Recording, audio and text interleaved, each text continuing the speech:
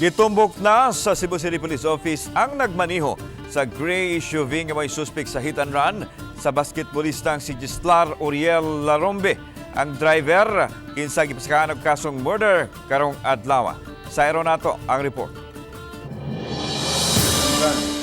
Og karong adlaw ato nang i-file ang kaso nga murder sa maoy prime suspect nga gitudlo sa atong mga testigo og base usab sa mga ebidensya nga atong nakuha. Gikumpirma ni Police Colonel Ireneo Dalugdog nga ang driver sa SUV maoy prime suspect sa nilabong hit and run sa barangay Kamputaw ni adtong Domingos buntag.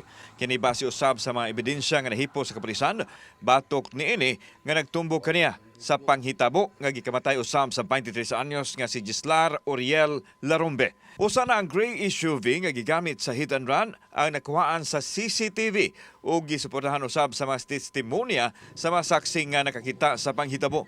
Doon na usab matod pa mga eyewitnesses nga mumatuod nga ang suspect maoy nagmaniho sa sakyanan sa adlaw din nahitabo ang hit and run. Busa gisangat nas kapulisan ang kasong murder ngadto sa Cebu City Prosecutor's Office karon lang hapon.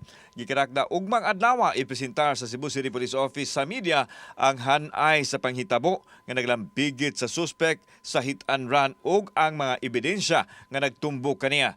Samtang masaligo ng Police Regional Office 7 nga mulampos yun ang kaso tungod sa ligon nga mga ebidensya batok sa sinumbong. We want this case solved. No, that is also our desire. No, under the leadership of our regional director, Police Brigadier General Antonio Abirin, ang among gusto is ma-solve ang krimen. But we will not compromise the quality of investigation just because there is a pressure from the public. No, we will make sure that the one that will be charged is the one who committed the offense.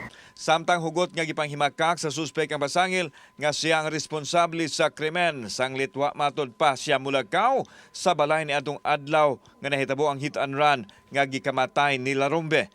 Gani siya matod pa ang nakikalayon sa kapulisan dihang nasairan nga nalambigit ang iyang sakyanan. Gihulagway niya nga inhustisya alang kaniya og sa biktima kung siya gyud ang maduot sa nahitabong krimen. Injustice din kayo sa akong part. Injustice po sa part sa katong deceased which is ni Jeriel.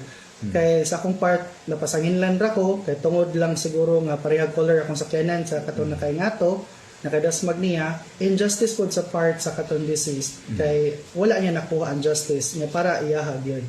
Kung kinsa gitong perpetrator or katong nakapatay niya. Kung kinsa man gani kang Poncio Pilato na nakapatay ni Uriel sa katong deceased nga basketballista, unta mogawas ka, magpatim-aw ka, musulti ka sa tinuod, kaya ang gaba dili gid magsaba. Maluoy ta ka sa civilian nga nadamay tungod sa mga binuhatan. Samtang gidayeg sa Piero 7 ang kapulisan sa dakbayan dungan sa pasalamat sa mga tao nga nagpakabana aron marisolbar ang kaso ug mahatagan og hustisya ang nahitabo sa biktimang batan-on. Kauban si Clover Lumayag, ako si Alan Domingo. Balitang Bisdak.